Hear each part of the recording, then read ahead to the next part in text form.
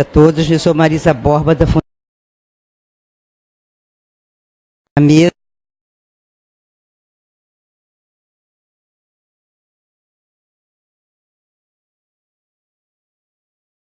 de Leitores, e a Adriana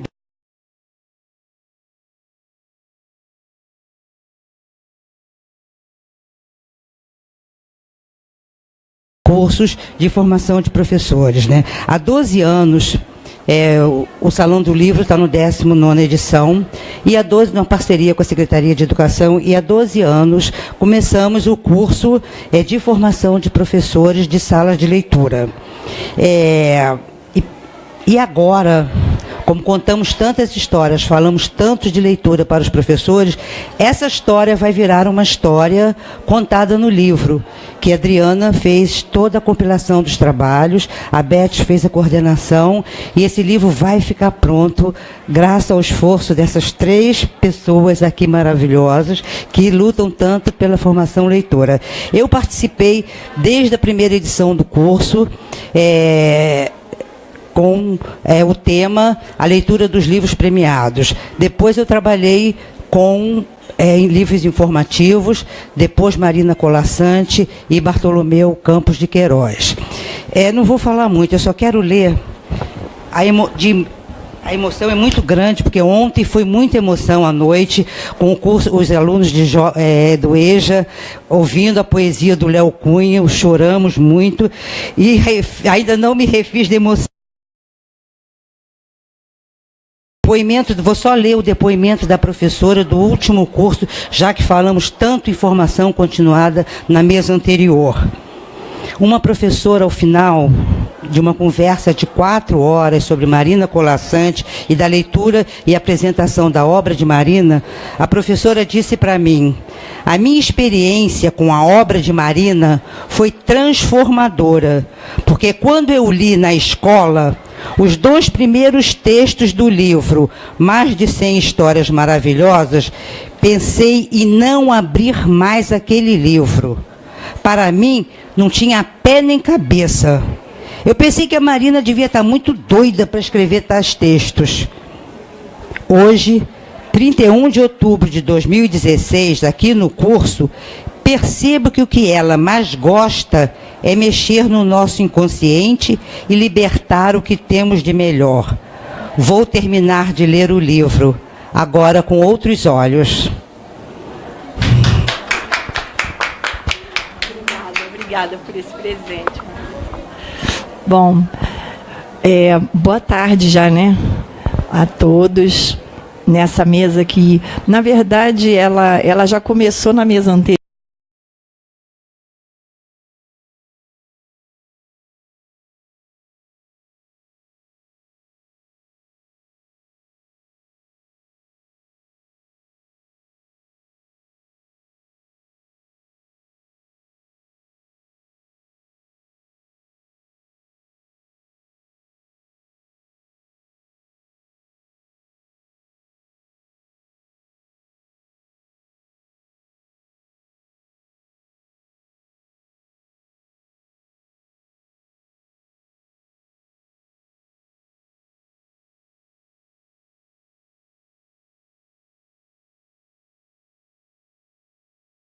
Que é assim, um conto sempre, quem conta um conto aumenta um ponto, né? E aí já mudou todo o meu roteiro, então vai ser uma coisa meio assim, um somatório de pontos que eu acho que são importantes e que unem as 2 reflexões, não é? Tanto o lugar da literatura na formação do professor, que era um pouco a discussão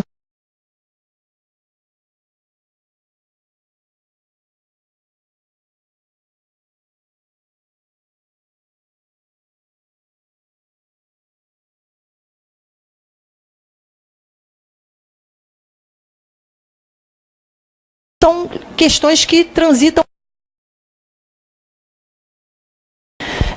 E para nós, antes de mais nada, é importante pensar que a formação e a formação do professor leitor, para nós, é muito claro que ela não se dá só pela via dos cursos que a gente oferece. Vir ao salão, por exemplo, e a secretaria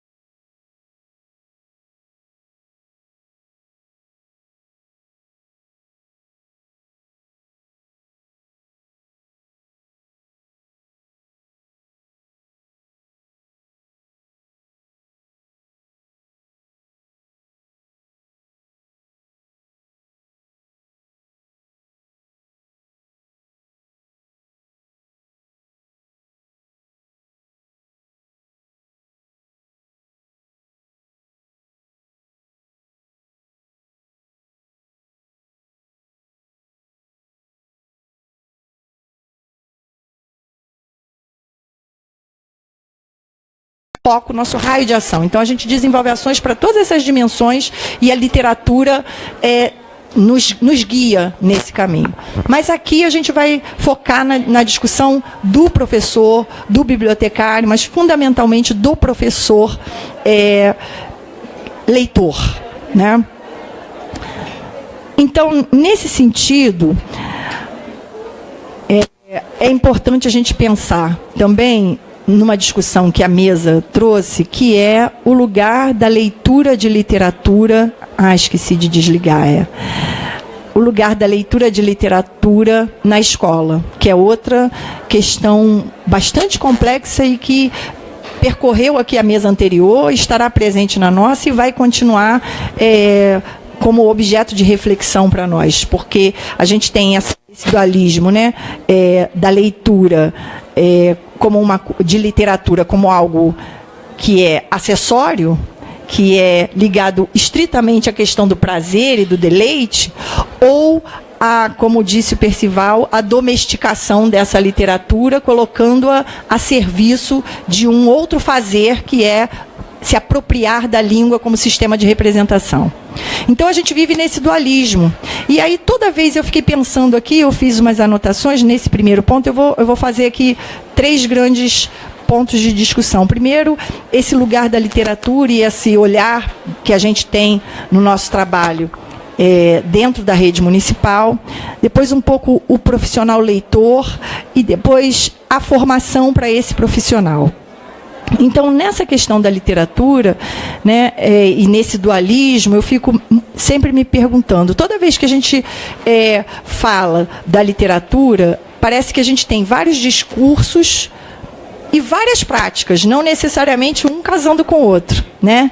Então, a gente assume num discurso que a literatura é importante, a gente assume num discurso que ela é constitutiva, mas na hora do fazer, invariavelmente, a gente escorrega e acaba caindo para a perspectiva instrumental, colocando essa literatura a serviço de alguma outra coisa. E isso a gente faz com as artes em geral. O que é o nosso currículo formal? Se a gente olhar para aquela grade de horários, quantos tempos de aula são dedicados a determinadas áreas do conhecimento que nós hierarquizamos historicamente. E isso diz muito da nossa concepção constituída ao longo da história da educação, não é?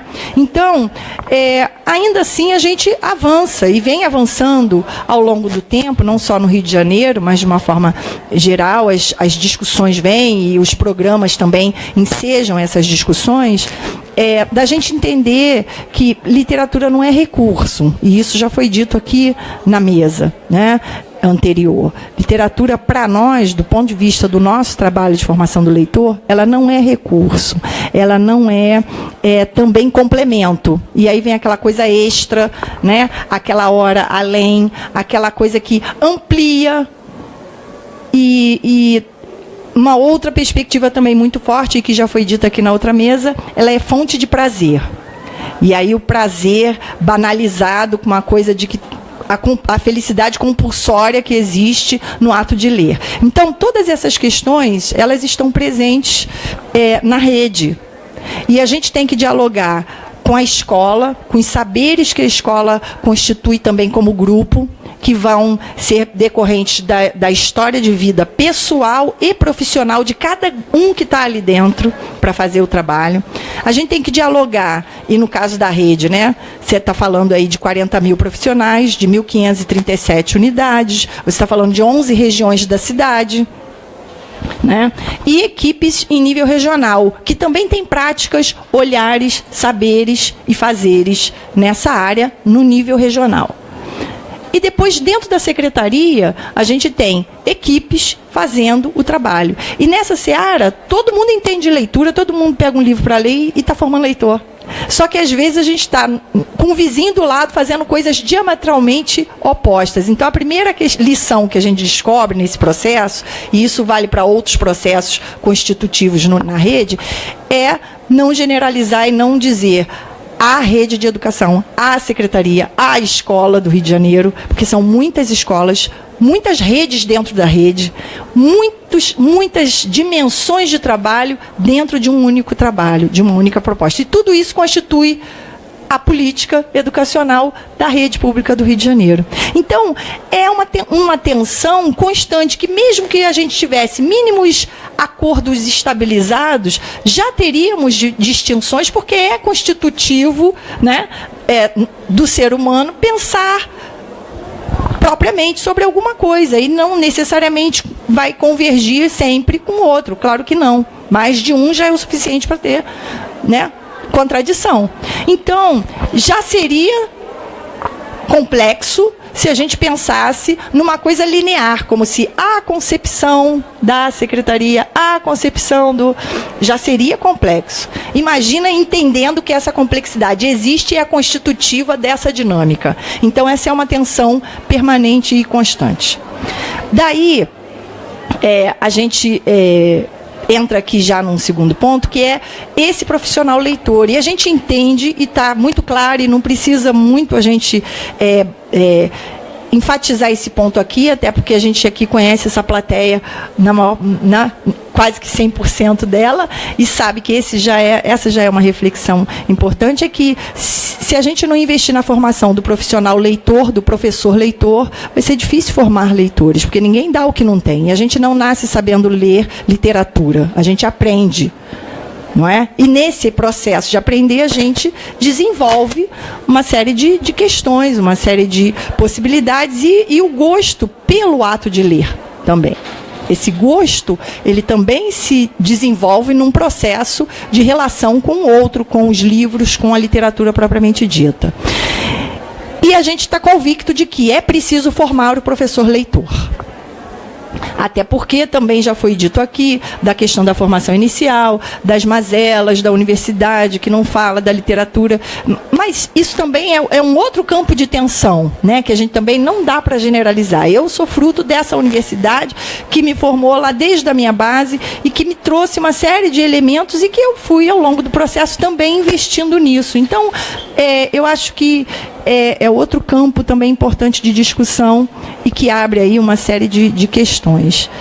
E o lugar, além da formação desse professor leitor, é revisitar o lugar da literatura na escola, nas práticas escolares. E aí a outra mesa também já foi bastante exemplar para mostrar, desde a primeira fala, esse leque de lugares, de possibilidades que a literatura ocupa ou não ocupa nas práticas escolares. Então, tudo isso fez com que a gente lá atrás, há 12 anos, pensasse como avançar na concepção de uma formação que fosse para além das receitas, do dizer, olha, tem esse livro, você abre a página, trabalha assim, trabalha isso, aquilo outro. Porque isso já era o que já vinha sendo feito. Isso já era prática. Desde que eu fui aluna, né, dos cursos de formação, eu vivi essa situação e todos os meus colegas também. E naquele momento, hoje agora há pouco a gente estava conversando sobre as complexidades da política pública. Às vezes você persegue um objetivo durante muito tempo e não consegue. Aí vem uma circunstância, um fator externo e pumba, coisa acontece, né? Assim foi ontem com o exemplo que a Marisa nos deu aqui na abertura, do encontro com a EJA, onde a gente, numa reivindicação antiga nossa, de ter professores de sala de leitura atuando na educação de jovens e adultos à noite, porque a sala de leitura está lá, a biblioteca escolar está lá, né, o bibliotecário ou o professor, ou os dois juntos, fazendo o trabalho no diurno, tudo bem, 5 horas vai todo mundo embora, e à noite quem faz o trabalho? E esse pessoal que chega, acessa como? Às vezes a sala está fechada, ninguém tem a chave. Como é que fica esse trabalho? E aí, óbvio que a gente tem aprendido também na experiência, em alguns desses casos, a parceria, o professor fica mais um pouco, tem um trabalho de monitoria, estende, a chave é compartilhada. Existe isso também, a coisa bacana, não é só a derrota. Mas, via de regra, não havia esse espaço. E, nos últimos anos, a Secretaria vem fazendo concursos para professores, e os professores agora são concursados, são de 40 horas. Não existe mais a figura do professor novo na rede com 22 horas e meia ou 16 horas semanais, como nós tínhamos antes. Só que muitos desses professores, ao fazer o concurso para uma segunda matrícula, permanecem com a sua matrícula anterior de 22h30 ou de 16 horas. Isso eu estou dando só um recorte aqui, um exemplo, né, da complexidade de que é o nosso cotidiano. E esse profissional tem que colocar ele não quer exonerar, ele não quer abrir mão dessa segunda matrícula mais antiga, é direito dele permanecer, porque o município criou essa condição e tem que dar conta dessa condição, se ele desejar. E aí, onde vai colocar essa matrícula de 22h30 e 16 horas? Aí alguém tem uma ideia e chama a nossa equipe para discutir. Simone, olha só, tivemos uma ideia. A gente quer colocar professor de sala de leitura na EJA. Aí eu falei, muito obrigada, né? Só que é óbvio, só que não, porque é uma pessoa que está indo para encaixar uma vida funcional que não necessariamente tem como projeto de vida ser professor de sala de leitura na EJA. Na EJA, porque ainda tem essa complexidade, o que é trabalhar na EJA, que tem uma especificidade, uma característica, uma cultura própria de trabalho. E aí nós ficamos com esse contingente de professores, hoje um grupo aí de 40, 50 professores, que estão oriundos da área de educação física, artes, língua inglesa, pouquíssimos de língua portuguesa, mas estão ali para atuarem na sala de leitura na EJA. Então o cara se depara com essa dificuldade, o que é formar o leitor na EJA. E aí, nós então ontem trouxemos para cá, no último dia desse primeiro ciclo de formação para esses profissionais, aí nos unimos a equipe da gerência de mídia, que cuida da leitura, da literatura, da formação do leitor, da sala de leitura, da biblioteca, com a equipe da educação de jovens e adultos. Vamos fazer uma formação pessoal. E ontem foi o último dia desse primeiro movimento da formação. E a gente trouxe o grupo aqui para o salão. E foi uma coisa arrebatadora. E o final, né, a reivindicação de alguns deles era assim, ano que vem a gente quer isso de novo. A gente quer o salão aberto para a gente. E aí, a gente vai arrumando os desafios para nós. E a Beth vai junto, então fica mais fácil, né? Daí, a Beth não só abriu o espaço salão, mas ela conseguiu reunir um time, né, maravilhoso. André Neves, Rui de Oliveira, Léo Cunha e Roger Melo. Que aí foi puro deleite e puro aprendizado, né? Puro deleite de cachaça, de pinga, de champanhe, de tudo. E aprendizado, e troca, não é? Eles saíram daqui com os olhos brilhando e foi muito interessante. Então, a rede tem dessas coisas. E aí a Ana falou na mesa anterior também que o professor passou pela formação do PNAEC no 1, no 2, no 3 e no 4º ano ele foi embora para outro lugar e saiu daquele processo. Em sala de leitura isso também acontece. Ele se forma, Thaís Soraya que sabe disso muito bem, se forma, professor de sala de leitura, participa de curso, participa de formação, aí de repente ele sai para ser diretor de escola, coordenador pedagógico, professor regente de outra turma. Não, e a gente é uma experiência também rica, do ponto de vista que muitos desses profissionais, né, carregam com ele esse olhar, essa experiência e vão traduzir na gestão da escola essa importância que ele aprendeu a construir com a gente. Então é bom, não é perda, mas do ponto de vista da formação do grupo, da cultura do trabalho, da permanência, do aprofundamento, a gente perde a cada vez que se renova esse quadro. Então é uma coisa que se pulsa o tempo todo. E aí não tem receita. Não tem receita, a gente tem que pensar. Agora, a gente tem princípios muito claros. O fato de não ter receita para acompanhar esse movimento de trabalho não significa que a gente não tenha princípios. E um dos princípios é esse, que a gente tem que formar o professor leitor. E que para formar esse professor leitor, não é repetindo as velhas fórmulas de formação, dando receitas de como formar outros leitores.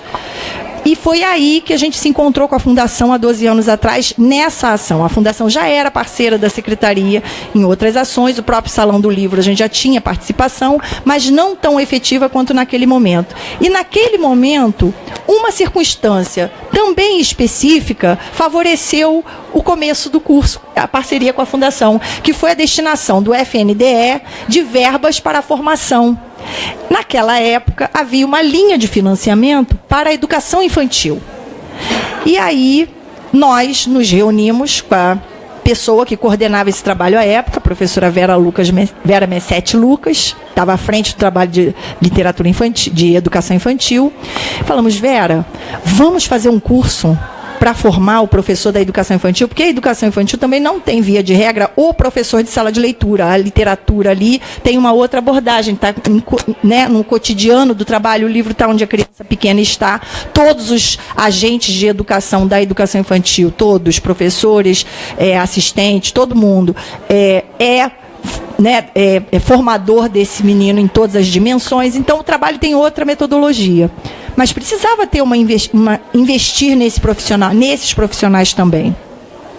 A Vera abraçou a proposta e nós, então, tínhamos que eleger uma instituição que nos apoiasse e executasse a proposta. E foi aí que a gente pensou na Fundação Nacional do Livro Infantil e Juvenil, pela afinidade de princípios, pelo histórico da Fundação, por toda uma circunstância que nos levava a propor aquela metodologia para a rede. E aí nós, então, começamos essa aventura, há 12 anos atrás. E a primeira edição do curso, então, ela envolveu 900 professores. Então, eram 600 professores da educação infantil, a unidade indicava aquele profissional que iria participar, e mais 300 do fundamental, porque a gente pegou carona, né? E aí colocamos 300 professores do fundamental. Então, imagina, começamos com quase a totalidade da rede naquela época. 12 anos atrás, a rede tinha quase 1.000 escolas. Eu me lembro que o número era 929, esses números mágicos nossos que a gente bota, já tinha mais de 1.000, né? Mas eu lembro que a gente tinha um número mágico aí, que vigorou durante um tempo, que eram 929 escolas. Aqueles números que a gente tem lá no stand, dizendo o perfil da rede, hoje já deve estar diferente, mas é um retrato, né? A cada tempo tem um retrato relativamente estável. Então, a gente atingiu, acho que de 80% a 90% do contingente de profissionais da educação infantil e alguns do ensino fundamental naquela primeira edição. Então, formulamos um curso, né, de 80 horas, leitura, literatura e formação de leitores. Eu não vou falar da dinâmica do curso, porque Beth e Adriana também vão contar um pouco essa história aqui para vocês. Mas o que eu quero ressaltar nesse processo? Primeiro, que a gente teve de cara um primeiro acordo. A metodologia do curso não pode reproduzir o que a gente já tem por aí. Isso já era dado. Mas como? Então, foi pensando juntos e guiados pela ideia de que fazendo uma imersão na literatura, na leitura de literatura, é que você forma o leitor, lendo literatura, conhecendo literatura e provocando nesse professor convidando não a ocupar um lugar de aluno na turma, mas um lugar de leitor. A gente não estava querendo formar professor formador de leitor, a gente está querendo formar professor leitor. Porque se ele se constitui e se percebe como leitor, ele vai ter mais elementos, mais possibilidades de dialogar com outro para formar novos leitores. E foi assim que o curso começou. E aí, de lá para cá, essa história vem trazendo desdobramentos. Então, anos depois, a gente foi vendo também a demanda, né? Os professores iam fazendo o curso e no ano seguinte eles queriam se matricular de novo no curso. Eu disse, mas você já fez o curso? Ah, não, tem sempre uma coisa nova que é o que a gente aprende. É sempre tão bom. Ah, é um momento que eu me sinto... Os depoimentos eram esses, como ela acabou de dizer. É tão bom participar disso. Eu não sabia quem era Lígia Bojunga, eu não sabia quem era Bartolomeu, eu não sabia quem era Ana Maria Machado. Então, eles queriam voltar para conhecer. E aí a gente foi começando, sugeriam novos, e aí a gente foi começando a pensar, bom, aí o dinheiro do FNDE acabou, né? Tem esse capítulo importante. Então, a gente teve que... Tem sempre esse capítulo na história. Aí a gente teve que repensar com recursos da secretaria, e foi importante essa luta também de bancar a convicção de que isso tinha que ter continuidade, e a gente bancou essa continuidade e vem conseguindo bancar com os recursos da própria secretaria. Obviamente que a gente não conseguiu reproduzir 900 professores a cada edição, a gente foi diminuindo. Então, trabalhamos assim, né, Beth? A Beth sabe bem é uma das instituições, né, representa uma das instituições parceiras que sabe, de fato, o sentido da palavra parceria, né, que é trabalhar junto, não é trazer um pacote pronto que eu te entrego, um pacote de sucesso para você executar, né, e você comprar. Vamos construir juntos a proposta. Isso também é um diferencial importante de citar aqui. E aí, a gente tem mais recursos, a gente abre mais turma. A gente tem menos recursos, a gente abre menos turma. A gente abre uma turma. Hoje a gente tem 3 modalidades do curso. O original, leitura, literatura e formação de leitores, com 80 horas. Depois a gente tem uma outra dimensão, que são os bebês. Então, continuamos mantendo essa vinculação, leitura e literatura desde o berço, com 40 horas. Aí aqueles professores que queriam voltar, já voltavam meio que direcionado para o seu campo de atuação, né? E, mais adiante, a terceira modalidade, que é leitura, jovens leitores, para o pessoal do segundo segmento. Quando teve o ginásio, a Bárbara está aqui, coordena o ginásio, e sabe que a gente focou nesse público, discutindo a literatura para o jovem. Então, cada uma dessas dimensões trazem para a gente as reflexões, e aí são objeto de discussão no curso, essas questões que passaram por aqui. Ler por prazer, o que a gente está querendo dizer quando a gente... querem dizer quando escrevem isso, e o que a gente pode entender do que é dito nesse discurso, o que a gente depreende, como a gente se posiciona em relação a isso. O livro, que livro escolhe, qual a responsabilidade que a gente tem na hora de escolher o que se dá a ler para o outro. E as práticas de leitura, a gente só exige que o menino leia e a gente fica averiguando esse nível de leitura, ou a gente lê com eles, para eles, e permite a leitura entre eles. Então, todos esses ingredientes fazem parte e mostram para os professores que não é qualquer livro que forma leitor, que não é qualquer prática que forma leitor, e que não são aspectos meramente quantitativos que vão me dizer que esse leitor está em franco processo de formação. E é um processo que se estende pela vida fora, né? A Márcia Leite, que está aqui, que é da editora Pulo do Gato, esteve com os professores nossos há algumas semanas atrás.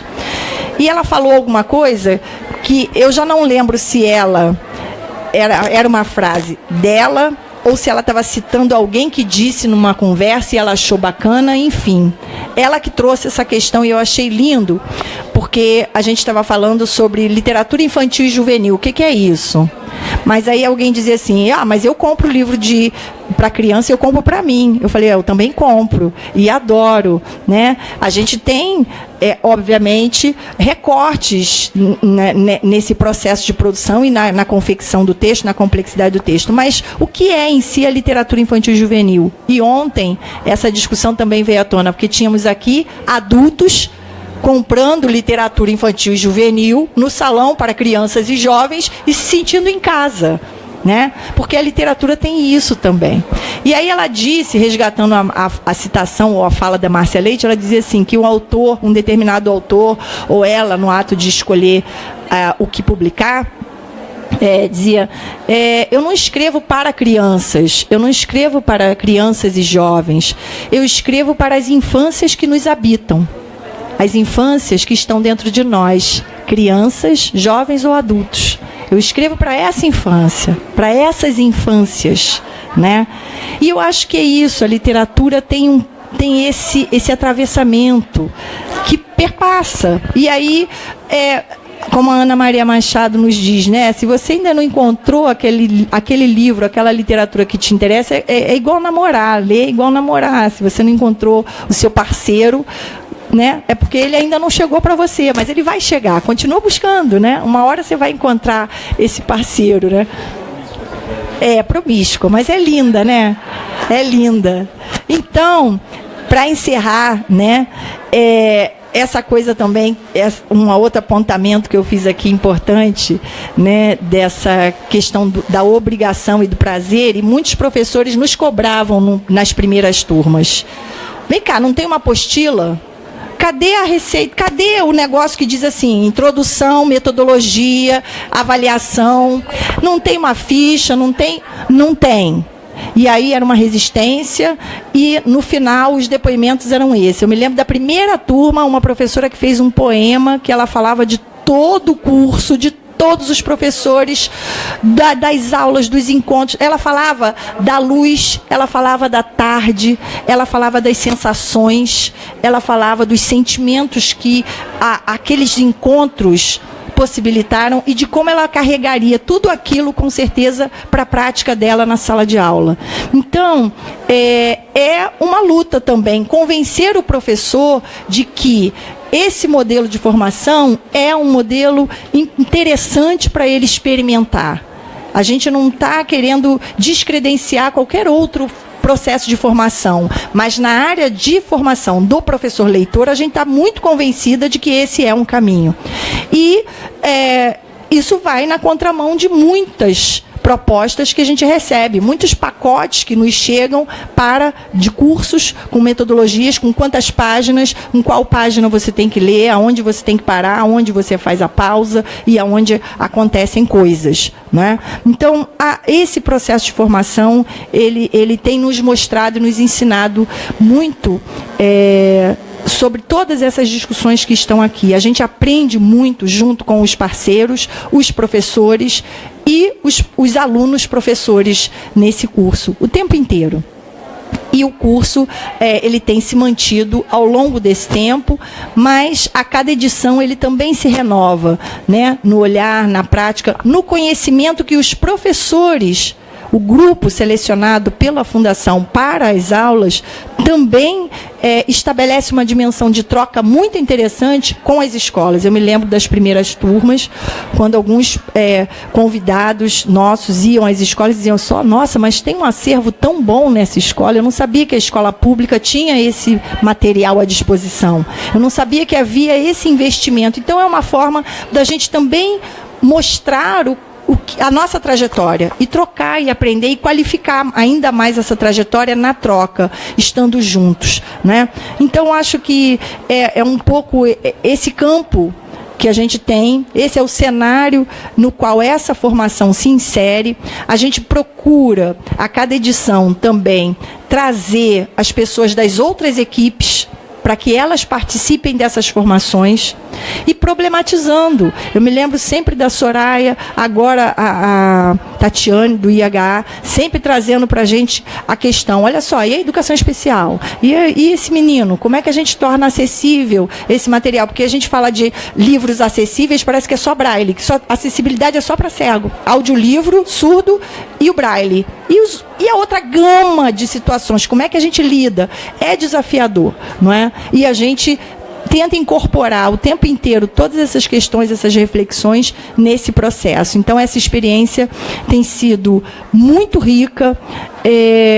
A gente agora, né, nessa sistematização, na ideia de tornar essa experiência um livro, é uma ideia que nos aponta para um outro aspecto importante, que é o olhar dessa experiência, o impacto dessa experiência no processo, no trabalho que a rede realiza, portanto, um investimento aí na pesquisa, na busca de parcerias na universidade para pesquisar sobre isso, para produzir conhecimento sobre o impacto de tudo isso, e o livro se propõe a ser uma abertura de caminho para essa contribuição. Eu estou olhando para a Patrícia, porque ela está aqui já fazendo assim, é um convite à universidade, né?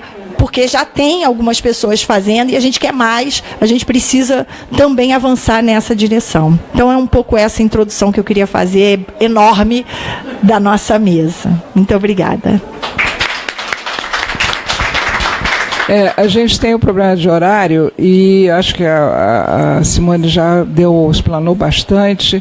Eu iria complementar com os detalhes da Fundação, mas acho absolutamente desnecessário. Eu gostaria de passar, então, para a Adriana, que foi convidada por nós, é professora do curso, e a gente já vem há uns 3 anos lidando com isso, que vocês imaginem a falta de tempo que a gente tem, e é um sufoco, mas a gente, a tal história que eu disse no início da abertura do salão, a marca é perseverar. E a gente não desiste. Então, apesar dos atropelos, um entende o atropelo da outra, né? A gente vai publicar esse livro. né? E falta só aquele momento que vocês conhecem muito bem. Então, eu acho que a Adriana, que está habilitada agora para dar continuidade, aí, do ponto de vista de quem está lendo esse material todo, já há 1 ano e meio, e pode estar passando para vocês, então, essa releitura, né? Essa coisa mais concisa, mais trazendo os pontos comuns. Tá bom?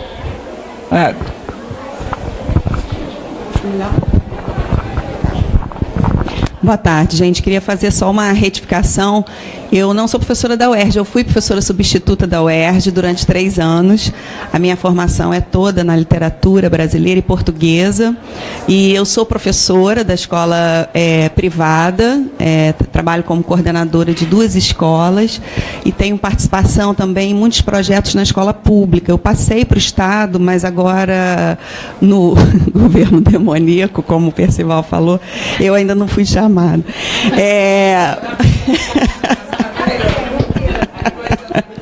Mas vamos aguardar. Bom, assim, é um privilégio também, uma honra poder estar trabalhando com a Beth e a Simone na produção, na construção desse livro. Eu também sou professora do curso. E eu, agora ouvindo a fala da Simone, me lembrei que a Regina Zilberman, num livro que eu adoro, chamado Como e Por que Ler a Literatura Infantil Desde Cedo, né? Ela fala que a literatura infantil... Não, é Como e Por que Ler... O da Ana Maria é os clássicos. O da Regina Zilberman é a literatura infantil. E ela diz que os livros infantis são aqueles que, de alguma forma, a gente... que construíram, que comportaram a nossa história de leitura da infância, né? E que, como a gente é um leitor em construção, elas vão fazer parte da nossa vida o tempo inteiro. Então, acho que ela partilha um pouquinho o que o Bartolomeu diz, que a literatura infantil não existe, né? Tudo é leitura, tudo é literatura, e o que a gente vai direcionar para as idades, de acordo com as habilidades, as possibilidades, né? Isso que interessa. Mas eu gosto muito dessa definição. Mas eu também não poderia deixar de falar, como professora do curso, o mais importante, assim, de todo esse material que eu tenho lido e observado, e os professores deram, tanto os professores cursistas, né, a gente chama os professores cursistas que vão lá fazer o curso, os professores especialistas, aqueles que vão dar o curso, né, ministrar as aulas. Tanto depoimento como outro, eu estou nesse momento do livro... tanto um como o outro, tanto uns como os outros, eles compartilham de uma mesma ideia que eu acho que é a grande beleza do livro. Ninguém entra nesse curso, né? Entram nesse curso, ninguém sai desse curso da mesma forma que entrou. Está todo mundo, de alguma forma, saindo transformado, né? Tanto aqueles professores que estão indo lá receber essas aulas, como os professores que estão indo lá compartilhar. Porque é uma experiência de transformação do espaço da sala de aula, especialmente da radicalização na utilização do livro, né? O que é muito importante, como uma possibilidade de alguma forma, reinventar uma sala de aula que não reproduz a resposta certa do livro didático, como uma sala de aula que não tem a resposta certa, que o livro literário promova a provocação, a discussão, o medo, a tristeza, a alegria. Então, assim, muitos professores chegam à sala, aos nossos encontros, pensando, o que é literatura? Vamos pensar o que é literatura, o que é o discurso literário. A primeira coisa que sai, literatura é emoção, literatura é sentimento. Mas esse sentimento, essa emoção tem uma forma. Essa forma tem uma construção, né, artística. Então, que palavra é essa? Que construção é essa que está sendo feita? Como que a gente pode ler isso? De quantas maneiras isso pode ser lido? Então, é dessa forma que eu acho que a sala de aula deixa de ser uma sala de aula de reprodução, para ser uma sala de aula de criação, uma sala de aula com autoria, né? O professor entra numa sala de aula com autoria, sabendo que ele pode fazer uma aula criativa, diferente, construída, lida com o aluno, cujo objeto, o livro, vai ser o grande desencadeador desse processo. Então, eu acho que essa tem sido a questão comum, tanto nos depoimentos de um como de outro. Eu trouxe 2 aqui que eu achei que são lindos, tanto esses aqui dos professores cursistas, que diz assim, A primeira impressão foi muito forte, foi uma aula apaixonante, a última impressão foi definitiva. Eu também queria ler muito. Né? E a segunda que diz, eu fui cansada, fui me arrastando para a primeira aula, mas fiquei muito triste quando o curso acabou. Né?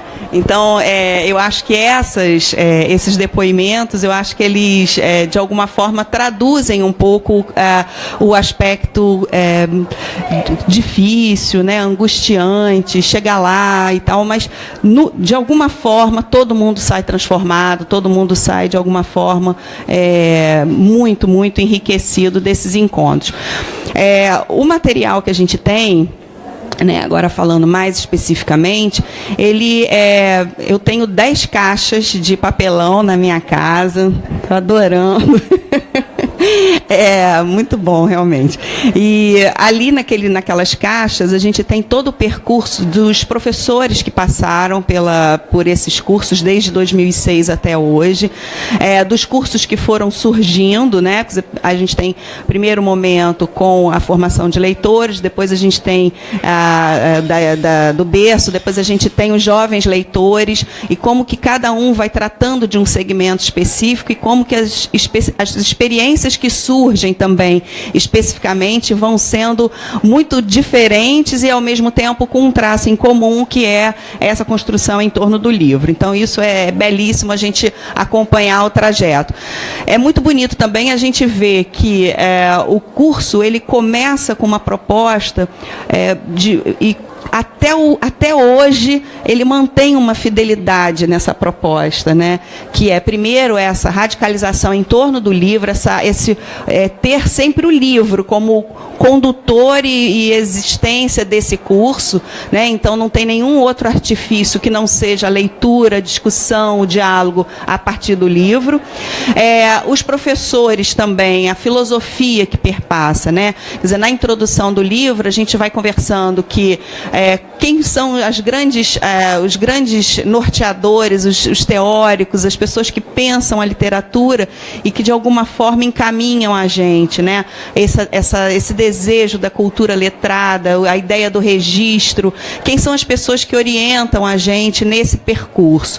Então a gente vai chamando o Antônio Cândido, a gente vai convocando a Marisa Lajolo, a Regina Zilberman, que eu já citei, Ana Maria Machado, né? Ana Maria Machado tem uma frase que eu gosto muito, menos promíscua que essa, que é ler se aprende, ela parodia um pouquinho Drummond, ela diz, ler se aprende lendo, né? Então é assim que a gente constrói o caminho do leitor, a partir da disciplina, né? E que não é para a gente dizer que ler é só um prazer, porque quem não sente prazer vai se sentir excluído dessa tarefa, e nem sempre ela é prazerosa. Eu já deixei inúmeros livros no caminho, alguns eu retomei, outros eu não quero ver nunca mais, né? É um direito meu como leitora, e poder construir isso. Então, esses teóricos vão amparando a gente. O Percival, com certeza, o Todorov, a gente traz também bastante o Bartolomeu Campos de Queiroz, né, como um pensador da literatura. E nessa construção teórica, a gente aponta um pouco esses caminhos, né, de acreditar que essa literatura que se constrói é uma literatura que vai, de alguma forma, ser um direito de todos nós e que, portanto, ela precisa ser de todos, e de que modo ela pode ser de todos, né? De que maneira ela pode atuar na sociedade, através das salas de leituras, né? E que outras formas de literatura a gente tem. Então, no curso, a gente tem professores e ilustradores, a gente tem os especialistas, né? A gente tem os ilustradores, a gente tem os pesquisadores, a gente tem os professores, que são professores da escola, universidade, da escola pública, a gente tem os escritores também, que participam. Então, cada um vai trazer, de alguma forma, uma contribuição diferente também na proposta da sua atividade, do desenvolvimento da sua aula, do seu enfoque. Então, é isso também que a gente está trazendo para o livro. Como que o investimento, né, desses professores especialistas, de poder direcionar os trabalhos de acordo com a sua experiência leitora e da sua prática dentro da literatura, como que isso também vai gerar preparar cursos diferenciados, né? E como que cada um dos professores cursistas vão poder absorver aquilo que também eles gostarem mais de se aprofundar. Em suma, eu acho que o livro traz essa questão ideológica do que é a filosofia da Fundação e da Secretaria ao propor esse curso. Depois a gente traz um pouco a metodologia, depois a gente traz um pouco essa construção teórica, né, do registro da cultura letrada, e depois, então, chega o momento desses depoimentos, dessa força que faz a sala de aula acontecer, né? Eu separei aqui uma frase uma entrevista que a Marina Colasanti ela deu uma entrevista para Portal Radar, né, de educação, e ela falou uma coisa que eu achei tão bonita que eu trouxe aqui eu trouxe outras coisas também, mas o tempo ficou curto, eu agora fiz um Frankenstein aqui da fala. Mas ela diz o seguinte, que eu achei tão lindo: o professor que não é leitor não tem como formar leitores, não formará um. A leitura é contaminação amorosa. O professor tem que acreditar no que diz e, para acreditar, ele tem que ser leitor. Tenho visto trabalhos maravilhosos por parte de professores que são leitores, que são entusiasmados, emprestam livros, fazem concursos internos, preparam os meninos para escrever. Mas são professores que leem, que acreditam no que estão dizendo. A leitura é apaixonante, é viciante, porque põe ao alcance do leitor uma multiplicidade de elementos e, ao mesmo tempo, dá a ele geografias diferentes, outras culturas, a dinâmica dos sentimentos de várias pessoas. A leitura nos dá o lado de dentro da vida, né? E, a Marina Colasanti tem uma forma de falar bastante romântica, né, do que é a gente poder falar de leitura, e eu queria, assim, terminar um pouquinho também falando do Benjamin, que faz parte da minha formação. Walter Benjamin, ele costuma dizer que a linguagem literária é para além do simbólico, ela é uma linguagem alegórica, né? E que significa você dizer aquilo de um outro jeito, né? De uma outra forma. A alegoria, ela exige uma investigação, né? Ela exige uma investigação o tempo inteiro dos sentidos, das formas de dizer.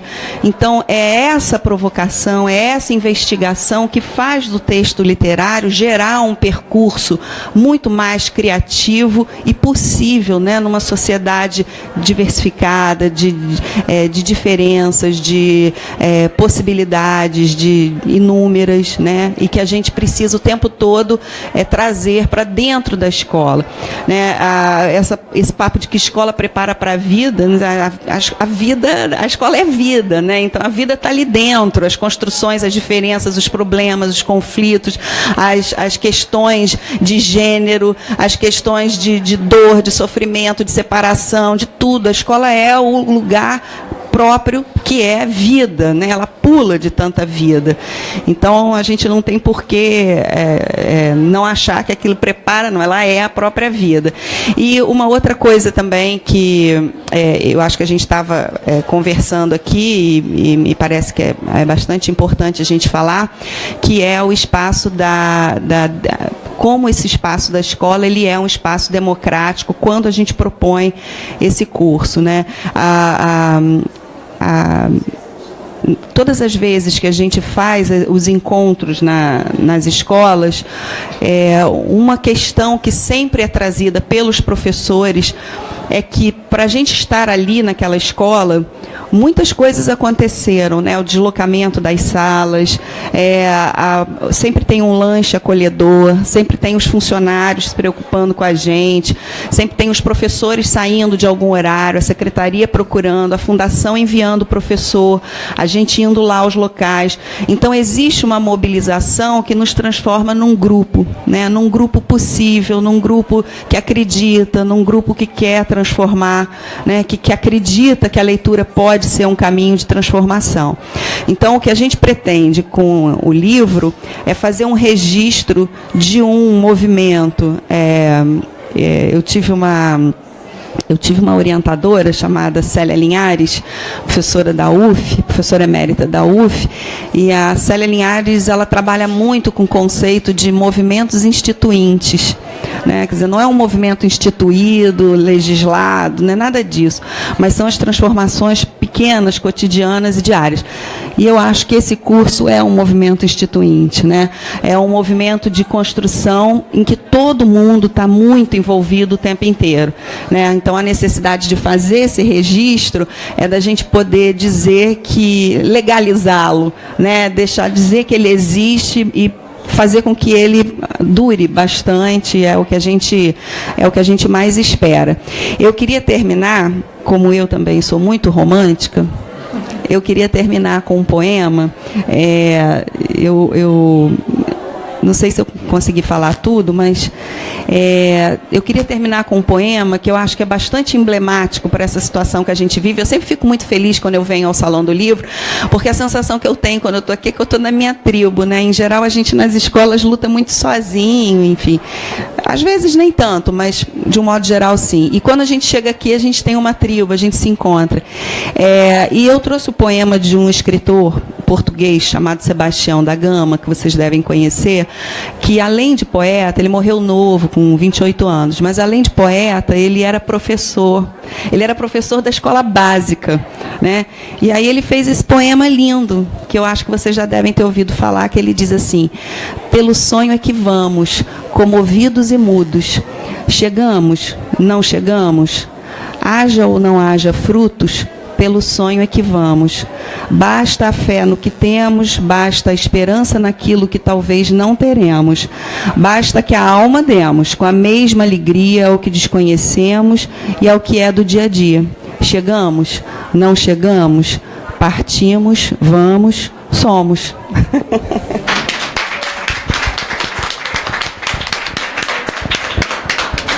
Bom, nossa, foi muito bonito vocês duas. Vocês esperem o livro que vai sair, né? Ele há de sair, e acho que a gente quer, o desejo, né, Simone e eu, quer dizer, Secretaria e Fundação, principalmente de registrar uma coisa que, embora complexa, é muito simples.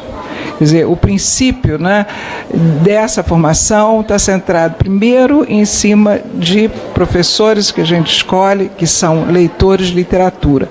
Muitas vezes até mais de literatura adulta do que a literatura infantil. Porém, quando várias vezes aconteceu de eu chamar e dizer assim: olha, você vai dar aula de Marina Colaçante sem a pessoa conhecer a obra inteira. Mas ela é leitora, e aí ela vai estudar a obra de Marina e vai ler. E assim aconteceu com vários dos professores, né? Então, o primeiro ponto é que esse professor que vai dar os cursos, ele tem que ser um leitor especialista, e qualquer professor, qualquer leitor pode ser um especialista se ele for estudar. E o outro é essa variedade, né? A gente, de propósito, escolheu vários professores, alguns escritores, outros não, para que tivesse essa dimensão de que a leitura não é uma só, são várias leituras, são várias histórias, são várias interpretações. Então, é esse recado, com a fundamentação, com essa história, né, de integração, e como Simone coloca, essa nossa parceria, que felizmente ela continua, né, ela está há 12 anos nesse cargo, e isso permite que a gente hoje tenha o salão, né? Tenho certeza que, se não tivesse a defesa da Simone, da equipe dela, da subsecretária, e também, evidentemente, da compreensão do secretário, que é um leitor, a gente não estaria aqui hoje, né? Então, são realmente condições que se colocam e que a gente resilientemente aproveita e se adequa no sentido da transformação. Então, essa questão, esse é o nosso objetivo, é que a gente possa estar registrando essa história, e a gente tem mania de registro. Então, tudo que é professor tem que fazer o registro, né, Marisa? Tem que fazer o relatório, e foi assim que o Percival, junto com a Vanessa Casmamia, que eu sempre troco o nome dela, conseguiram fazer o estudo em cima dos 20 programas de leitura que ganharam o concurso da Fundação e fizeram um trabalho de investigação e de proposição, que também tem que continuar, né, Percival?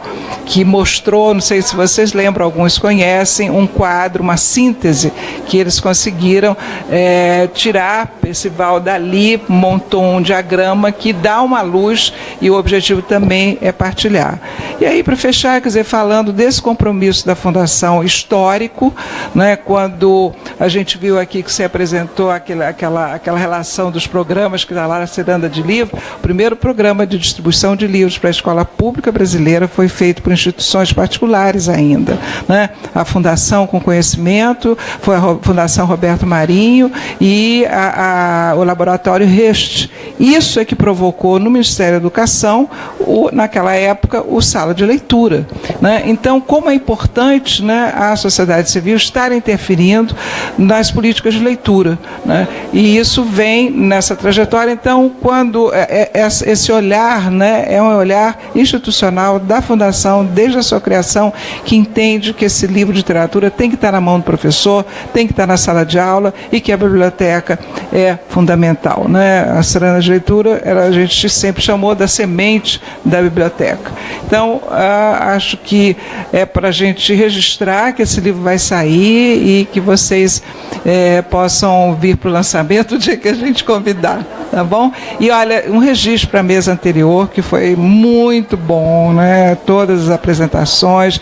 Percival, te agradeço que você veio na última hora, né? Saiu de madrugada de lá e agradeço, foi muito bom. Acho que eu teria aqui uma lista de coisas, mas é claro que não vou falar, porque a gente agora vai ter a Patrícia, né, também com a mesa, está tudo engranadinho. Depois tem a Ana Maria Machado, eu já estou sem o papel aqui, não me lembro quem veio depois. E amanhã tem Percival, amanhã né? Enfim, a programação dos encontros. Obrigada.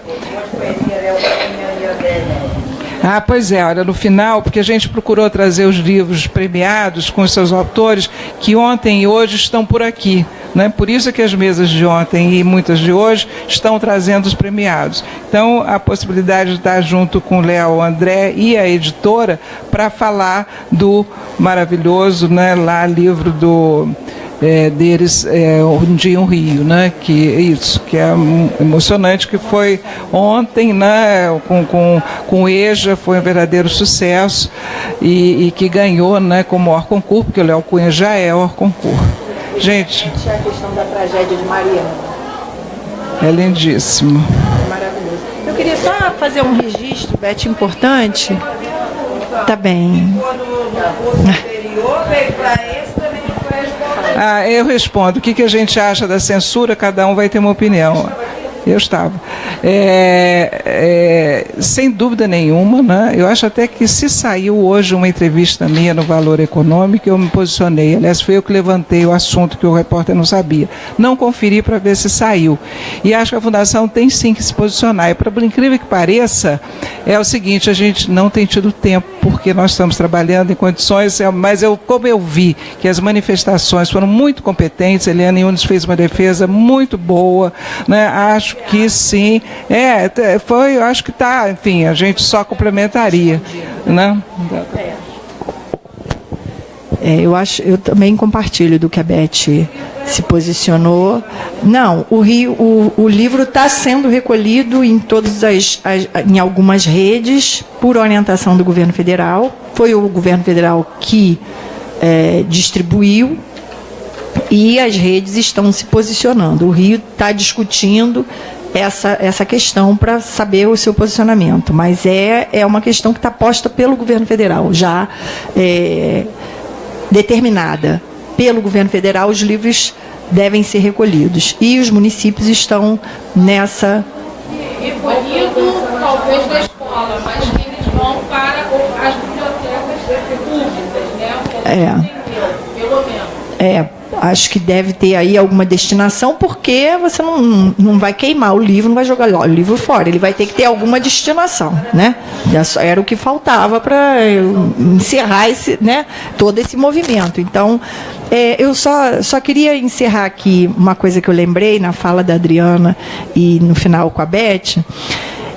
Do movimento também que a gente fez para a elaboração desse texto, no que se refere à grande discussão que também permeou aqui a mesa anterior sobre alfabetizar, formar o leitor de literatura, formar leitor e formar leitor de literatura. Isso está presente na nossa discussão também, que aqui o tempo não deu para a gente aprofundar nisso, que isso não dá para tratar de uma maneira assim corrida. Requer uma discussão, mas no nosso material a gente teve cuidado de, ao discutir, ao refletir aqui sobre essas questões entre nós, a gente também envolveu a Cristina Lima, a equipe de alfabetização da Secretaria, a concepção que essa equipe discute, como é que a gente faz esse alinhamento, por quê? Porque aí volta aquela coisa que eu disse lá no início, né? São muitas redes dentro da rede. Se a gente não tratar de alinhar princípios, aí a coisa se perde de vez.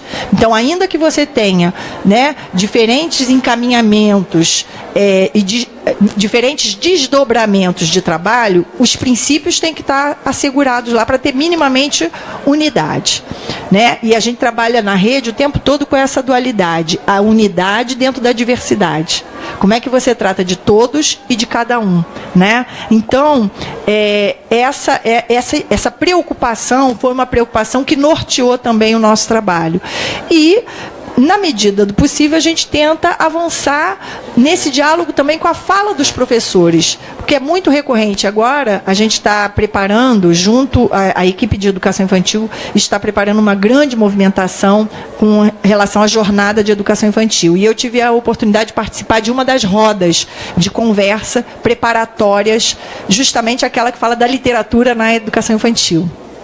E aí uma professora relatou um caso, né? Os casos são sempre muito interessantes para a gente pensar a partir da prática, da vivência do outro, né?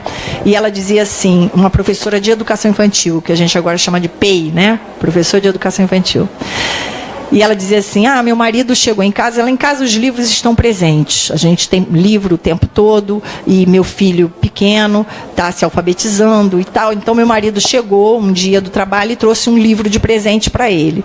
E aí ele pulou na cama, eu estava na cama, a gente já estava se preparando para dormir, ele, mãe, ganhei um livro. E pulou no meu colo e trouxe o livro, e eu falei, nossa, mas que lindo, quem te deu esse livro? Papai trouxe o livro para mim, que bom.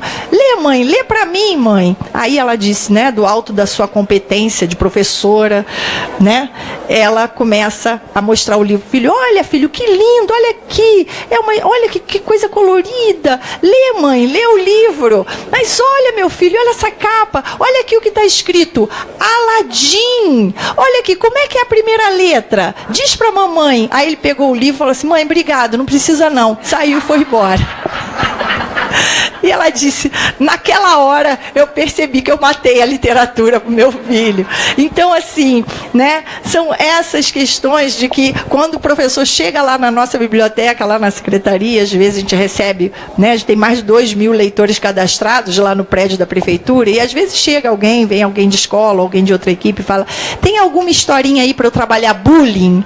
Eu falei assim, não tem, porque a literatura não está a serviço disso. Então, toda vez que a gente faz essa pergunta, né, morre a literatura, porque a gente não está encarando a literatura como tal, não é? Então, essas reflexões é que têm permeado o nosso processo de refletir, não só com as outras equipes, com os especialistas dos cursos, mas os professores cursistas também, o que é esse grande, maravilhoso desafio de formar leitores. Então, queria pontuar com isso.